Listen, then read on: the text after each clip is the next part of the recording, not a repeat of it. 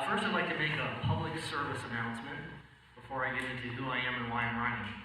And that is, please be aware if you're not already.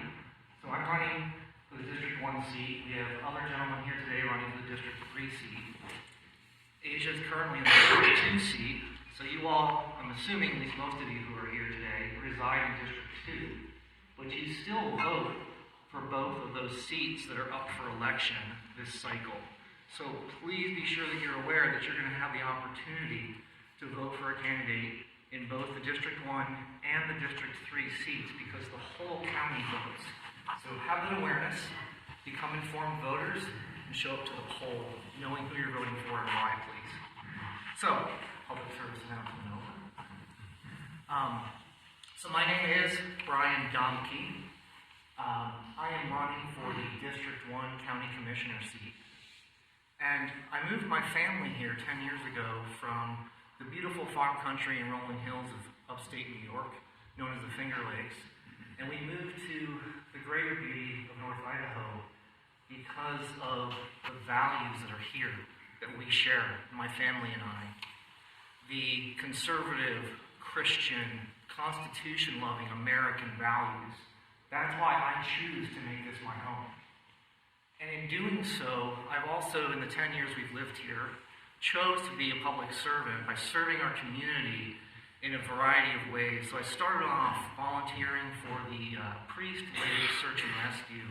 Priest Lake Search and Rescue, for those who don't know, actually served the whole county under the auspices of the Sheriff's Office.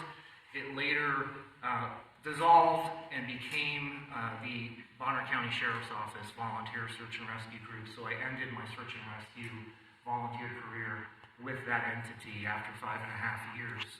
I then was a part of the Bonner County Natural Resource Committee. Why does that matter? So Bonner County used to not have a natural resource policy, and without having that, the county had no legal standing, no legal authority to sit at the table with federal agencies when federal land use policies in our county were being made. So our voice wasn't being heard. And so in order to legally have that voice, we had to have a policy. And so the Board of County Commissioners, a number of commissions ago, formed a Natural Resource Committee, and that committee worked on creating that policy. So I was one member of that committee to help create that initial policy that gave our county that legal authority to have a voice in these decisions of land use within our county, within our community. And lastly, and I think most importantly right now, the piece of volunteer service that I did was as the chairman of the Planning and Zoning Commission, the sub-area commission, or sub-area committee, for Priest River Old Town. And you guys had one here for Southwest Bonner County as well, and this is one of the other ones. There were 5 total in the county, and the reason that's important is because we were working as volunteers, as citizens, and collecting input from our fellow citizens within our region of the county in order to offer suggestions about how we could improve our county's comprehensive plan, which ultimately are supposed to impact our land use regulations to help deal with the growth and the other issues that we're experiencing. And so what I want you to know is God's given me a servant's heart. And so I've served in the 10 years we've lived here with 10 years of volunteer experience helping our county to try and protect and strengthen it. I would like to be able to serve our county even more as a county commissioner to expand that protection and that strengthening.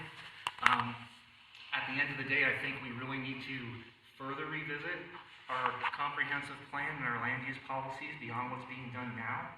I think it can be done better.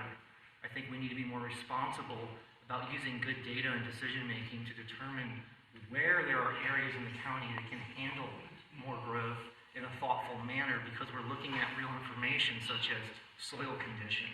What's the groundwater like? What kind of septic systems can be supported? Can it really handle that density?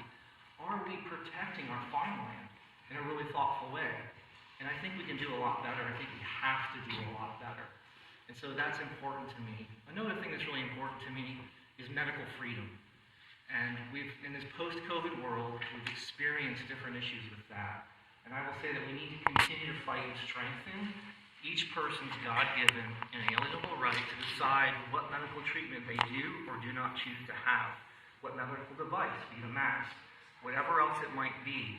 Each person has that right, and we need to protect and defend that right at every level of our government, state, local, federal, you name it. The one other piece I want to mention before we open it up for questions is I believe it's important that the people be further and better respected, and they be invited at our county commissioner business meetings to offer their feedback, their ideas, their comments on all of the agenda items. You are a part of, you are the power of voting. How else do we make a well-informed decision but to try to collect as much data as possible? If it takes a few extra hours to get through a meeting to make a better, well-informed decision so we have better long-term outcomes, it's worth the investment. So those are the things that I would stand for and champion should I be elected as a county commissioner for District 1. I hope to earn that trust from you and that vote from you. And let me stop in my monologue now and open it up for your